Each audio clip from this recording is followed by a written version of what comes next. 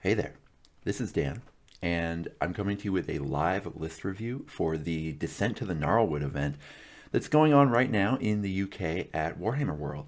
This is really cool because it's the first, decent sized tournament that they're running at Warhammer World for Warcry. Obviously, GW doing the tournament in-house is something to take a look at. They're going to be doing at least, they've got one more scheduled for April that's going to be a little bit bigger than this and more competitively focused. So it's cool to see kind of what they do with a tournament. And also it's cool to see because we've got 32 players at this event. This is actually the biggest event in Warcry's young life. So we're just going to check it out. I've got all the lists here. They've just finished round 2, so I can take a look at the pairings, and I'll be able to look at the list. I'm going to guess, say what I like about it, guess how they're probably doing, and then I'll actually be able to go check out how they're doing in the tournament right now. I do not know who is winning. I don't even know, I don't know who will win, so that's exciting. I'll be able to kind of look at these with a fresh eye and then check to see, how it's going. So let's start with this Demons of Nurgle list. We've got a ton of Plague Bearers, a Plague Ridden, and a Chimera. Wow, this is sort of the classic hyper-competitive Nurgle Nurgle Chimera that I've been talking about. Wow, just start with one of the scariest lists in the entire game is really exciting. This has got to be, a early favorite to win the tournament. Now this person went to Alan, I think, went with a Plague Ridden instead of a Sloppity Bile Piper. Probably, I imagine they probably tested it and decided they didn't need the extra movement buff. You get so many Plague Bearers just flooding the board that I think it's actually kind of reasonable to do that. It's also possible that they just went with a 1-box plus a Chimera list, looking at just the Plague Ridden as the Plague Bearer hero plus, well, then they've got 11 Plague Bearers. Who knows? Let's take a sip of tea and then go see how they're doing. So Alan, Bivan, one in round 2.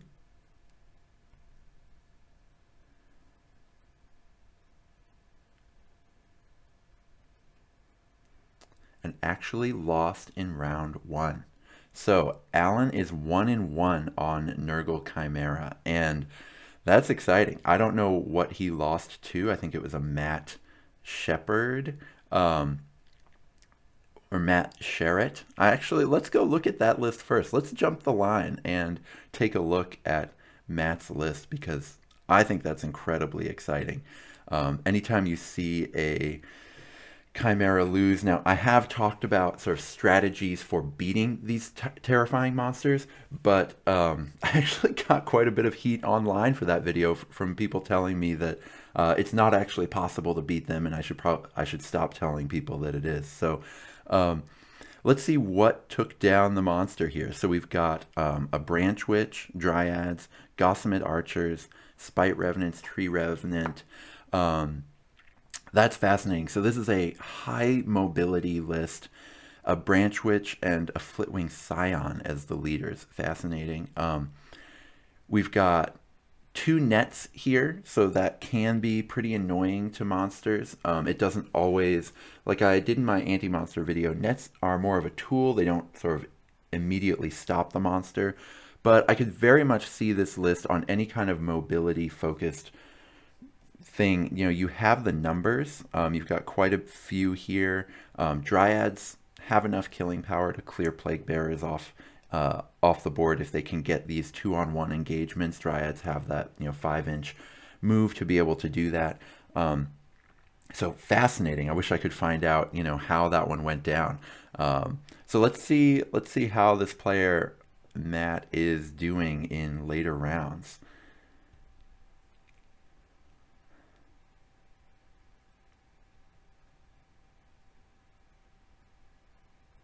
Matt ended up losing. So I'd be fascinated to see, what it was about this list that was so effective against the Chimera and, find out also what made them stumble in round 2. That's pretty cool. So let's get into the next list. third list to check today. Alex Robb on 3 Doomweavers with Trident and Nets, 3 Broodkin, and 6 Spider Swarms. So classic, classic Tarantulos Brood, the kind of list that would have terrified everyone in first edition, just ruined the game in first edition.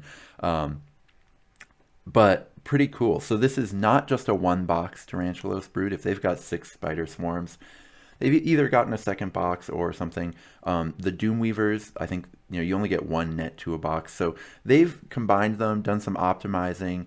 Yeah, that's cool. Let's see how they did. Round 1 was a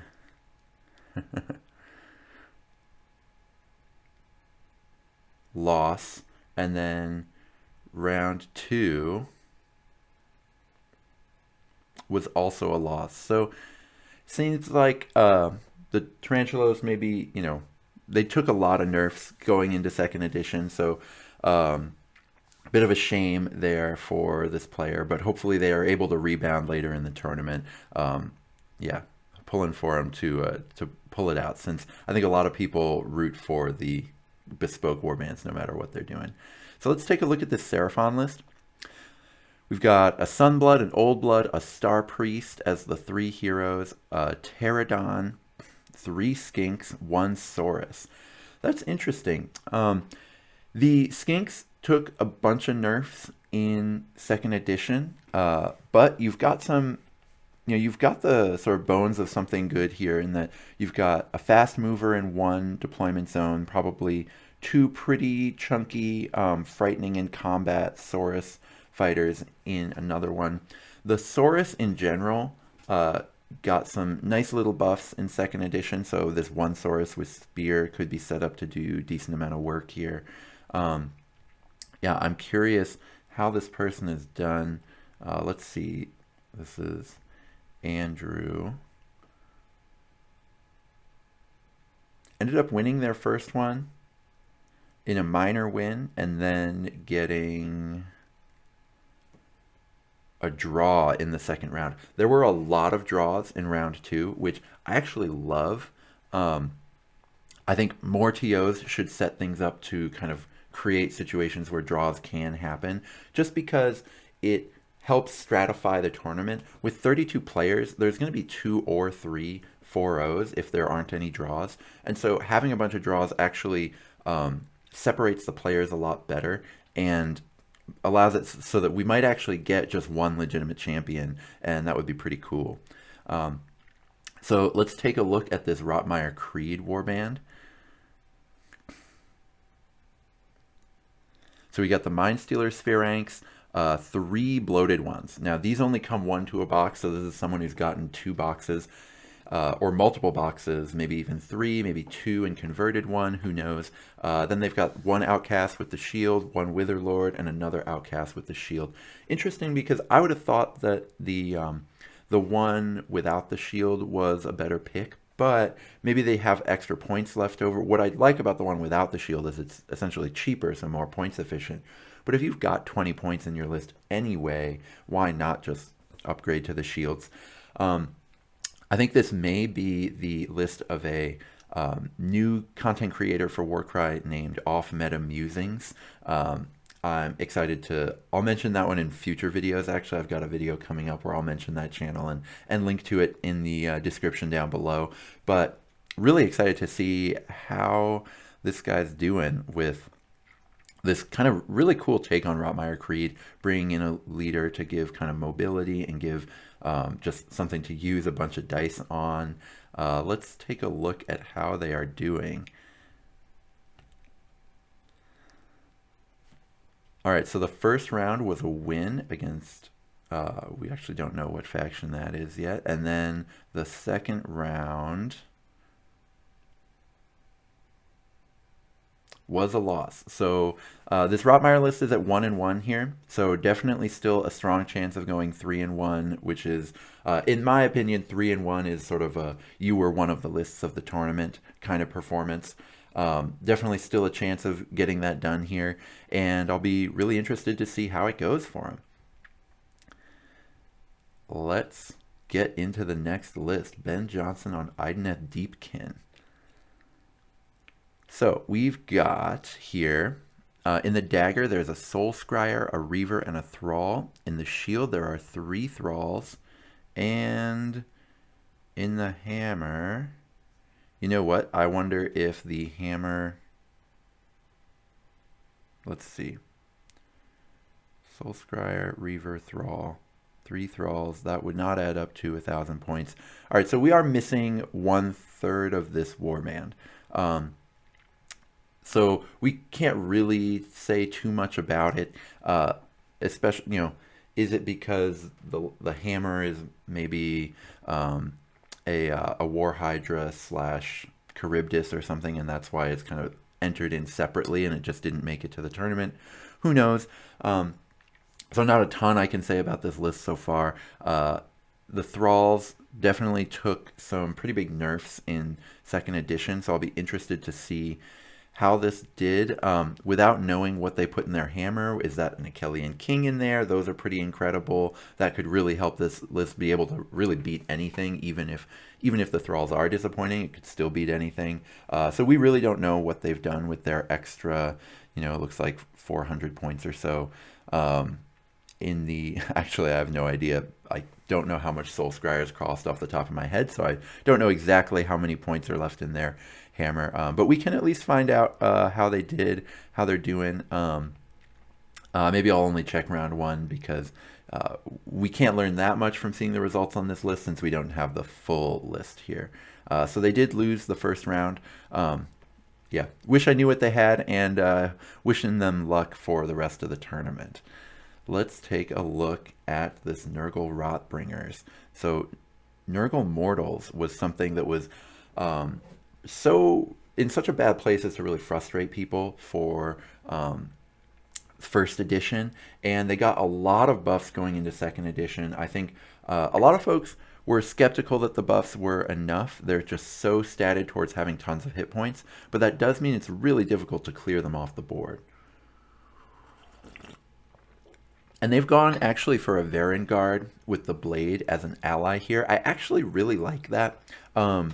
The sort of Blight Kings are really slow, really hard to clear off the board, but they can hold their own in fights as long as you don't need them to, say, catch up a ton on numbers. Now this warband has 7 fighters, and so it's going to be kind of the job of the Blight Kings to get in position. They've got that double that gives them +1 move, so it's not as embarrassing as move 3 would normally be. And then they've got this Varengard just missiling across the board, hopefully able to be kind of the instant offense that you need in round 1 and 2, and then hopefully the kind of attrition game of the Blight Kings will be able to catch people up, or catch him up in rounds 3 and 4 once the opponent has kind of figured out a way to minimize the Varengard. Or the Varengard just runs rampant depending on the opposing warband. I'm interested to see how this goes. I think if you're going to run Nurgle, I actually think this is a really cool way to do it and a really smart way to do it. So let's take a look at how this person is doing. This person also, the London Legion, I think that's sort of a team that actually gets together, or a club that actually gets together and plays quite a bit. So I'm actually not surprised that that this is a pretty well thought out list. I actually forgot to look at the name there. Okay, so let's see. How is Charles Shepard? Won the first round and took a draw in the second round. So 1-0-1. Absolutely still in a position to potentially win the tournament if they win their next 2 games. So this is pretty cool, and that that draw is against someone else who also won their first round. So this is a cool way to play Nurgle. I absolutely encourage folks to try that out, to try Nurgle with one really fast ally like this. That is, I think the Varengard is special as an ally because it's really fast, but also it's hard to take down. It's got those 30 wounds. It's just got a lot in that package. Varengard are good. I think when 2nd edition came out, I complained a little bit that Varengard need to cost 50 more points and give you 50 more points of stuff, because they're just a really solid general cavalry piece, but they're solid the way like a regular Gore Grunta is solid. or a regular Thundercat is solid. And in the lore, Varangard are bigger and scarier than that. So I wanted them to be kind of more in the 330 point range, but that doesn't mean they're bad by any means. I think they're really solid for the 280, 290 points that you pay for them right now, across the different weapon profiles. And so I absolutely love, that this person has done that as kind of a little helper for Nurgle here, and they're in position to potentially win the tournament. So good for them. Let's get into this Soulblight Gravelords list. I've talked on a few videos how I think SBGL is the scariest, the scariest faction in the game right now. So they've got a Vamp Lord, a Deadwalker, so that's going to be a zombie, a Night Guard, Kasargi Night Guard. So it's really funny. I've actually taken a look at Kasargi Night Guard are funny because I don't think they're one of the 4 best, even 5 best fighters in Soulblight Gravelords. But if you put them in 3/4 of the factions in the game, they would be that faction's sort of most intriguing fighter that could that'd be the thing that you're building lists around. So they are very, very good. So even though you don't normally see them in Soulblight Gravelords lists, I think it's really cool to see it here, and it makes sense to me. Then they've got a Virkos Bloodborne that gives you a little bit of mobility that can be tough to get in Soulblight, and then Varg Skier, so their shield is set up to be very fast. And then another Virkos Bloodborne, and another Night Guard. This is a very non-standard Soulblight Gravelords list. I'm really excited to see how it goes. Only one of the tiny sort of spam units, so obviously not spamming it at all. The 2 Night Guards are really interesting. You just get so much beef for that points value. Let's see how they did. I'm really interested to see how this one did. They took a draw in round 2 against Phil Kelly, who I think works for GW, so that should be interesting to see what Phil ends up doing. And then, let's see. In round 1, I am not seeing... Oh, okay, they took a loss in round 1 and then a draw in round 2. So, kind of not a total disaster day so far for the non-standard SBG list, but not crushing things either. But that's okay. I think they deserve some real kudos for bringing such an innovative list. I think that's really cool. All right, so let's check out this Cruel Boys list. So we got a Kill a Boss on Great Gnashtooth. Those are really awesome, really fast, do a ton of damage, but they just have this issue with having the same problems around terrain that monsters do. You've got the Mount Room Mark, you've got a monster base actually, which it's weird that they're allowed in Warcry given that they're on a monster base. They're on the same base that I think like the Tree Lord or the Mega Gargant, or not Mega Gargant, regular Gargant is. Then they've got Gut Rippas, bunches of Gut Rippas, 4 Gut Rippas, which is really nice. Gut Rippas are really hard to chew through. And then they've got a Spider Rider boss for a quick moving ally, and then a Bolt Boy boss. Interesting to try to get things from long range. Bolt Boy boss, when you're using the ability, can actually be a pretty reasonable damage output, as long as you take a bunch of your dice and you just stick them on the Bolt Boy boss and just say, my dice are babysitting this Bolt Boy boss at all times to make sure that its damage output is acceptable. As long as you're willing to do that, you can get some reasonable output out of your Bolt Boy boss. I wouldn't include it in a warband that really wants to use its dice elsewhere. But for purposes like this, I think it could be really interesting. So let's take a look at how they've done. I haven't seen Cruel Boys do anything sort of incredible, but I think a lot of people are pretty happy with playing them as well. So I would expect this list to end up in that 2-2 range with a possibility of going 3-1. So let's see, they did win their first round. And then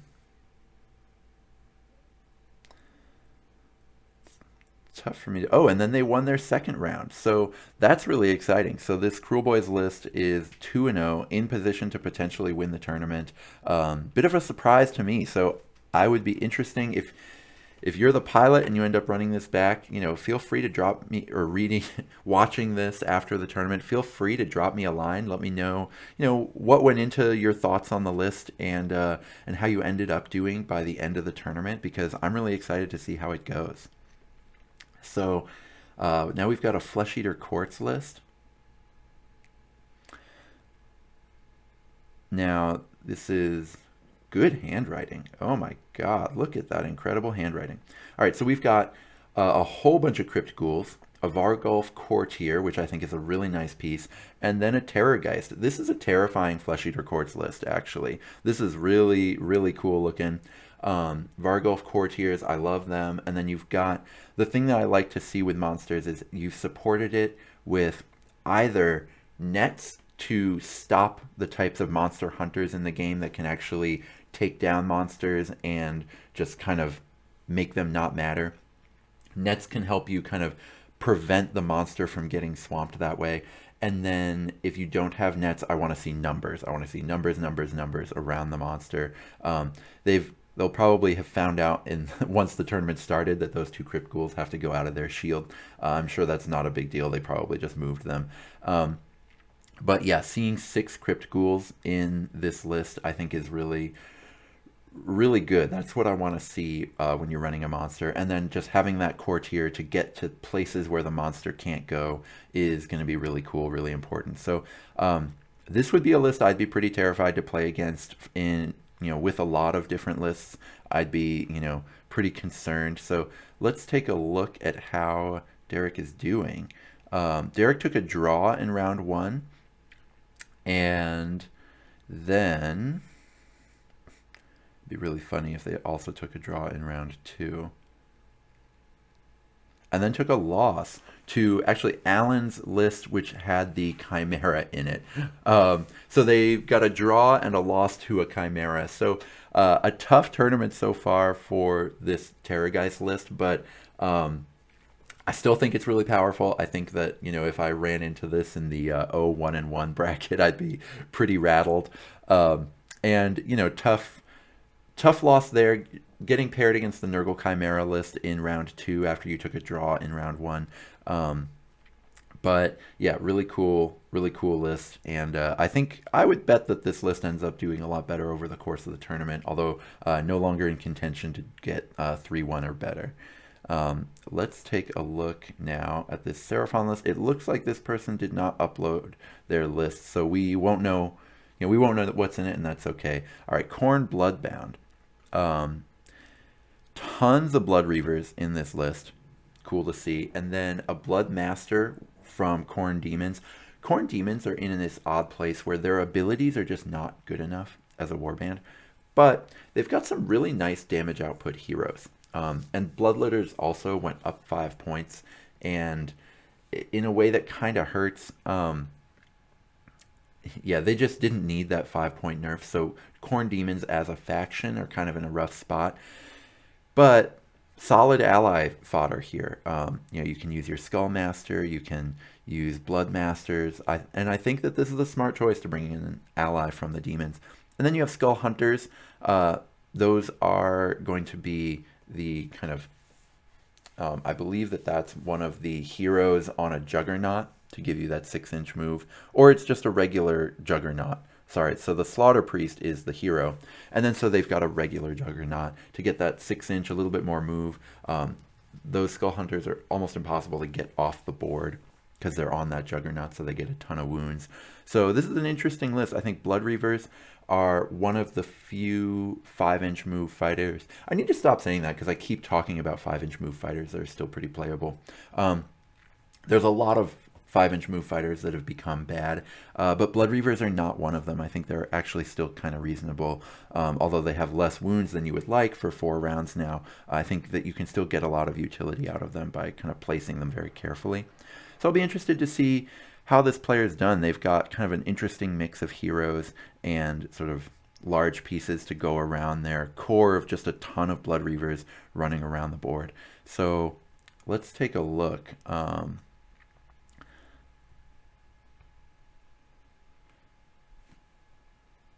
So they won their first round.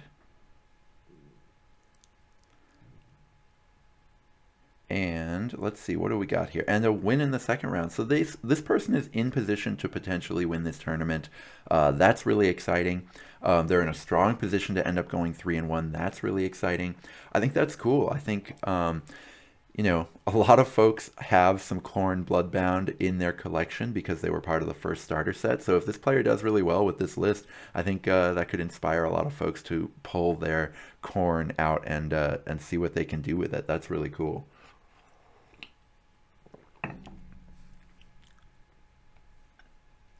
So now we've got Chaos Legionnaires. I assume that this is going to be the fluffy list that you see so many people play with the Marshal. Love to see that. Now, Marshals aren't terrible. The Centaurian Marshal is maybe not as efficient for those points as, like, I would probably put a Varangard in before I'd put a Marshal in if I was going purely on power, but it's still really cool.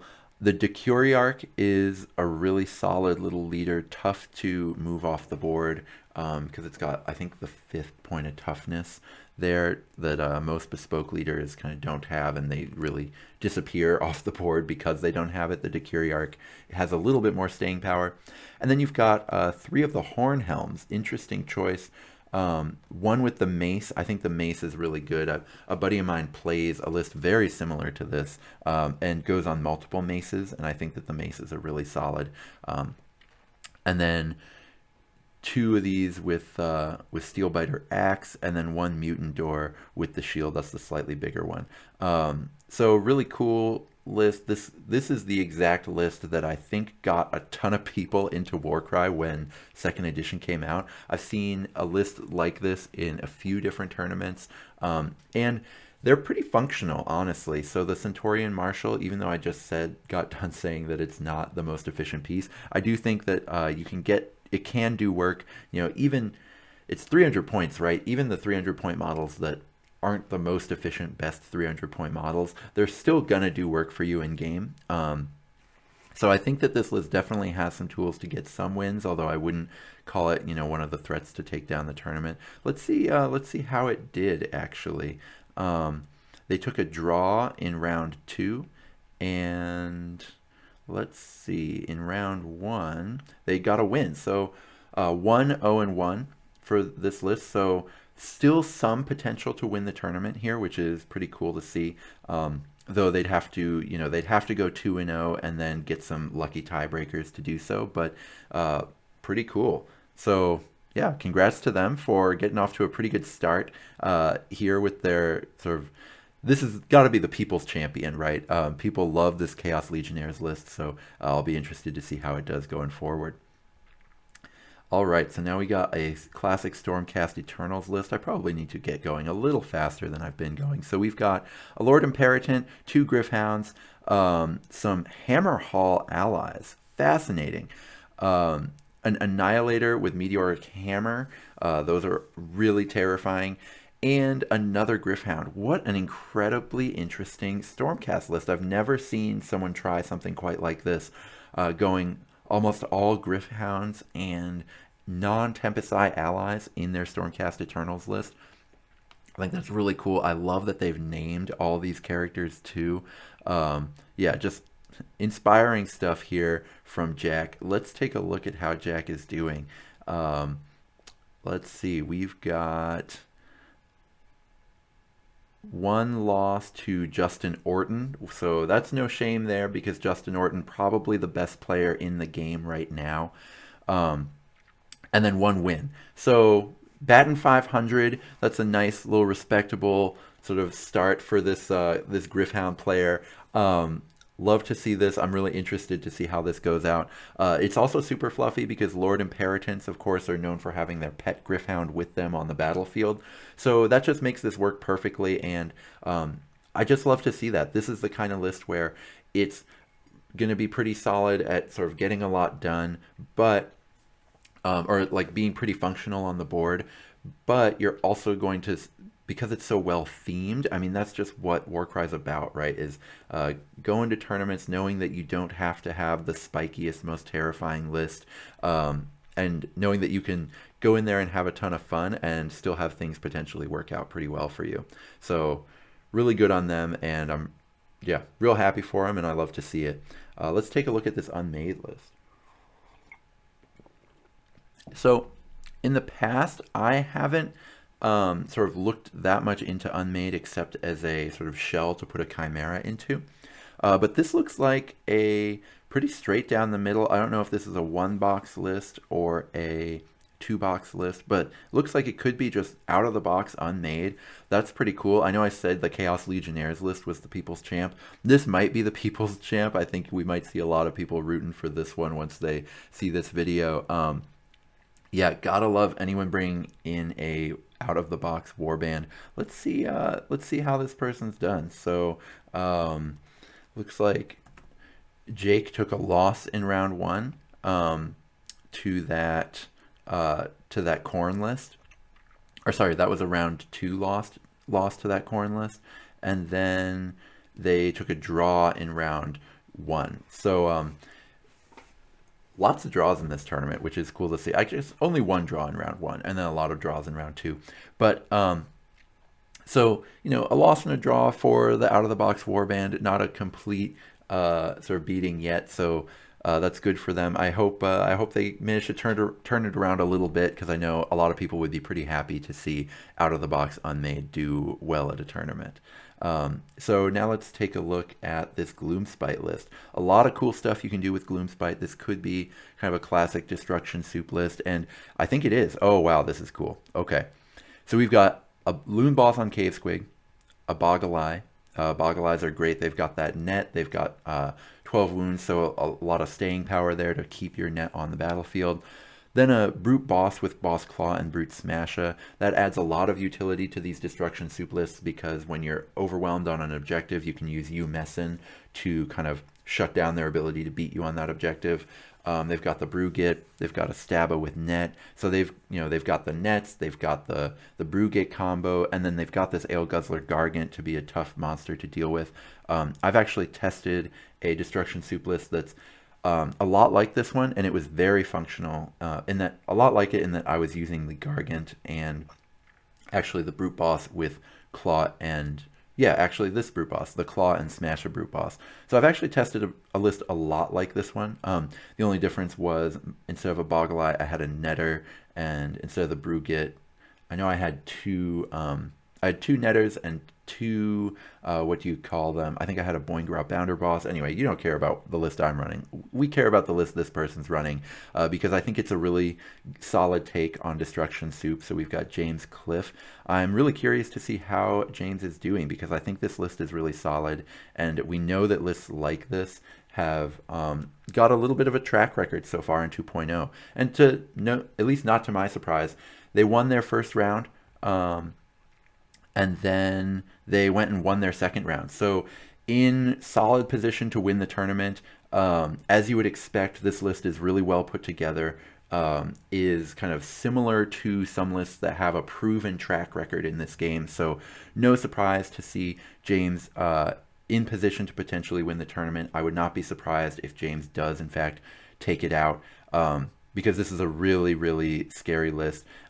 These Destruction Soup lists had caused a lot of confusion when they first came out, winning 2 tournaments simultaneously around the world, one in Norway and one in the United States, and people independently figuring them out and creating slightly different takes on them, and just sort of the momentum that's gotten. There's just a lot of track record behind these lists that everyone who didn't figure it out on week 1 was really confused. Like, what the hell is going on here? How do you make these work? But the number of combos that are easy to pull off in this list is just mind-blowing when you play against it. I played against a list like this in the finals at Nova Open, and I absolutely misplayed into it, not because necessarily... Well, partly I was tired from a long day, and you have misplays in round 4 of these tournaments, but also just because this is hard to play against because they've got so many combos going on at the same time. So yeah, I would definitely put James Cliff as one of the favorites to take down this tournament right now. All right, let's take a look at James Halstead. They are on Out of the Box Cypher Lords, so another contender for People's Champ. I'm realizing that I have to get through these a little quicker, so let's see. James Halstead took a loss in their first round and a draw in their second round. So 1-1. So, decent potential to end up over 500 here, but oh, sorry, this is the Destruction Soup list. But, these out of the box lists, and Cypher Lords is one of the ones that took quite a few nerfs in second edition. So that's, sad to see, but hopefully they're having a good time. So let's take a look at Spire Tyrants. Spire Tyrants can be a really great home for a Chimera. I think this person has gone for straight out of the box. Spire Tyrants fight really well. They're incredible in combat. So as far as the bespokes go, I think they've got a little bit more play than most of them. So let's see how out of the box Spire Tyrants are doing. They picked up a loss in round 2 to follow up a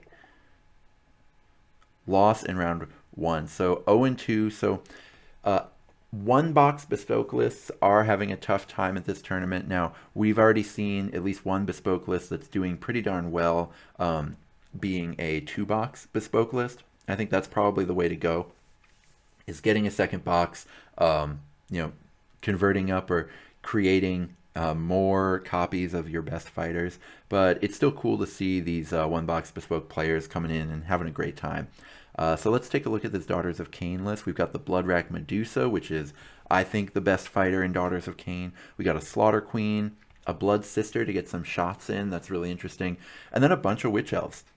6 Witch Elves to run around the board. Really interesting that they put all of their power pieces in one deployment group and these in the shield. I wonder if they took a look at the tournament pack and decided that the dagger was going to be the most important deployment zone. But with a Bloodrack Medusa on your side, you always have a chance at least. So let's see. They took a loss in round 1 and a loss in round 2. So 0-2 so far with the Daughters of Cain. I guess probably either, I'm wondering if either the putting everything in the dagger didn't work out and they needed more power in one of the other deployment zones, or maybe it's just players are finding it pretty easy to pick apart these Witch Elves. They are, they are elves, which have taken a huge hit in 2.0. So I do think they've got a decent chance to turn this around because they've got the Bloodrack Medusa. But otherwise, tough to see. Hopefully John's day kind of turns around a little bit. Jordan on Skaven. Let's see. All right, so we've got the classic Skaven that people love to see. 1 ranged Rat Ogre, 1 melee Rat Ogre, a Master Molder to kind of start whipping them. And then we've got just some Storm Vermin and Clan Rats. Only one thing to whip the Rat Ogres, but that's probably okay. This is kind of the way that a lot of folks are talking about playing Skaven. Interesting that they've included a Claw Lord. Let's take a look at how they are doing.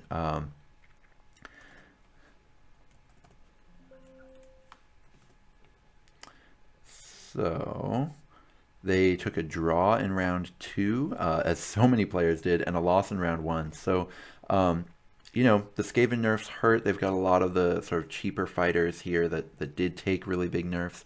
But, you love to see these Rat Ogres on the board, and I still think that this combo of Master Molder plus Rat Ogre is sort of potential to be the core of a really strong list, and hopefully people keep experimenting with it and trying to find out interesting ways to run it. And not just 2 losses though, so you've got some good contention coming out of this Skaven warband, and hopefully they're able to turn it around a little bit later. Let's take a look at this Untamed Beasts list. It looks like we've got out of the box Untamed Beasts, so more People's Champions here. You love to see that. And let's see, so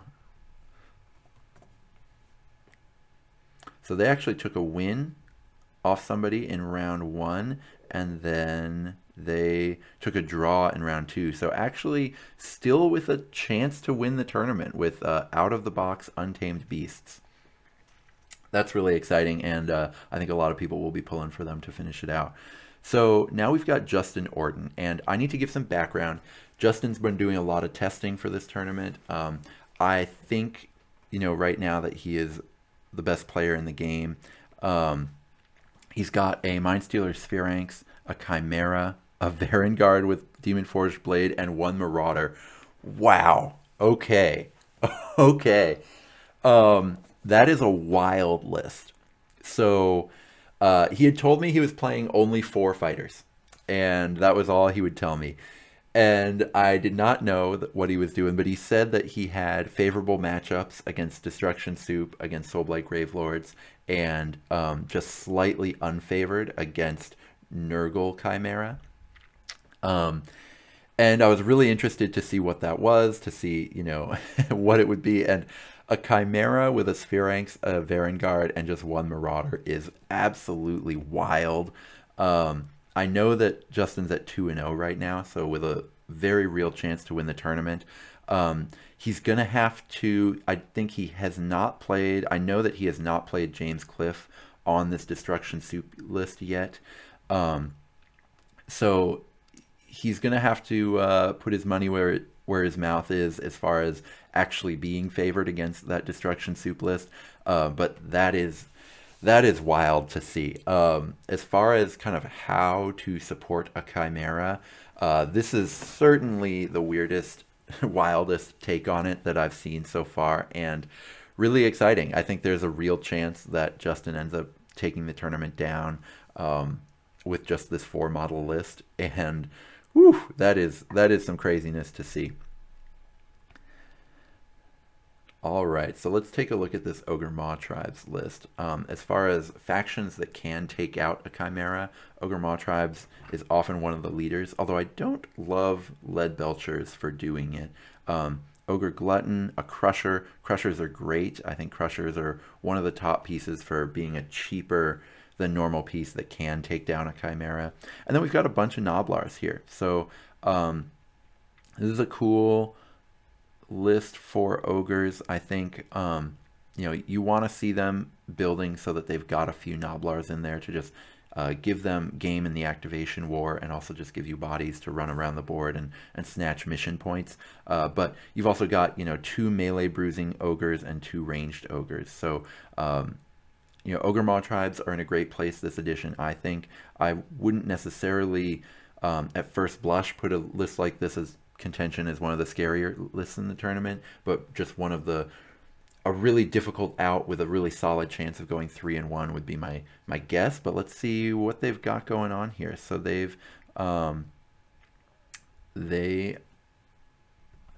are winning in round 2 and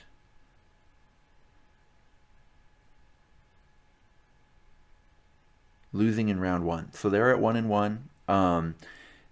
But yeah, still just a really solid chance to end up going 3-1 still with this list.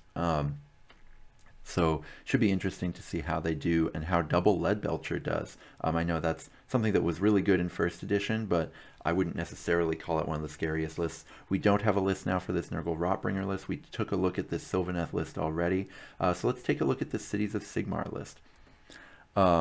So we've got an Assassin, which I like, a Sorceress, a Kurnoth Huntmaster with Greatsword. That's a really good combat piece.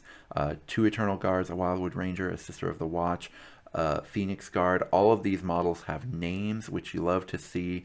It's a Living Cities list, so you love to see something that's not just Tempest Eye, and that's really cool. I think this is a really fluffy list. I would bet that it's incredibly well painted. Folks who name all their heroes often have great paint jobs. And let's take a look to see how Mike is doing. I personally, I wouldn't put this as one of the lists I'd be most scared of to win the tournament. So I would have been, I guess, surprised to see 2-0. They did take a loss in round 1 and a win in round 2, so that's cool. You always hope to see these super fluffy lists, super cool narrative sort of stuff. You hope to see them having a decent day, and they're at 1-1, so that's a very respectable start to the tournament. Let's get into this Stormcast Eternals list. Lots of room for things you can do in SCE. They've gone with all Vanguard Hunters, plus a Knight Zephyros. Those are cool because they're one of the only move 5 Stormcast you can get. And then a Vanguard Raptor with a Hurricane Crossbow in the dagger. So these types of Stormcast lists where you have decent numbers, this one has 6 fighters, and just a lot of the cheaper Stormcast can often be pretty scary to play against. I've had a lot of success doing Thunderstrike with that sort of thing. So Um, so they picked up a win in round 2 and a win in round 1. So they are at 2-0 with this kind of really interesting sort of a lot of sort of tough bodies that are good at fighting on the board, but also they have ranged firepower in there too. All of these fighters have a little ranged attack that they can put towards any target that they aren't able to catch. So a lot to like about Stormcast in general. A lot of folks have been doing decently well with Stormcast at other events, but we haven't had a big tournament where someone has won it with Stormcast, so this guy's got a real chance to do so. And that would be cool to see sort of our first big champion with Stormcast. Nick, I know, is doing well so far. Ironjaws have a lot of game this edition. We've got a Brute Boss with Boss Choppa, an Ardboy, we've got a Gore Grunta, we've got another Ardboy, a regular Brute, another Brute. So they've got a Brute in every deployment zone, which I think is always interesting for the potential to do cool stuff with Umessin, to sort of disrupt your opponents with that ability and kind of mess with their ability to beat you on objective play. And then Brutes are also just sort of big-time fighters once they get into your face. There's only one leader here, so only one source of Wa, but the dagger does have a Gore Grunta, so you do have a reasonable amount of utility here. And then an Ardboy and a Brute. Much like Stormcast, when you've got a sort of decently put together Stormcast list with a lot of the sort of cheaper Stormcast that fight really well. IJ, when you have a lot of the Ironjaws that fight really well and they're able to use their reaction to kind of get the other Ironjaws into the fight, Ironjaws can be really, really tough to play against. So I would not be surprised to see Nick being 2-0. I know that Nick is, at the very least, N-I-K.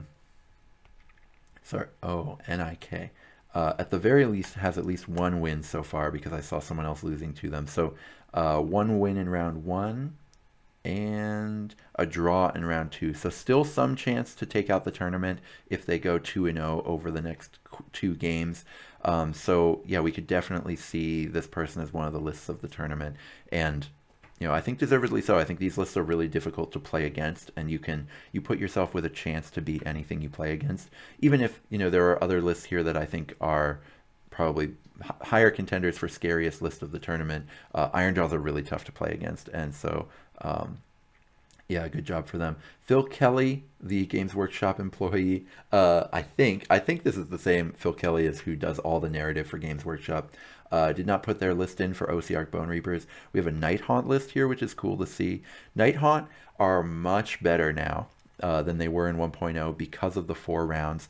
We've got a Dreadblade Harrow, which is able to fly around the board, do kind of not the scariest damage, but enough damage to be pretty significant. And then a Grimghast Reaper, a Chain Rasp, a Spirit Host, a Chain Gas, Grimghast Reaper again, 2 Chain Rasps again. So it's the ability of Nighthaunt to resurrect their fighters that gives them a ton of play in things like Reaper, anything where just the attrition of being able to do that is really important.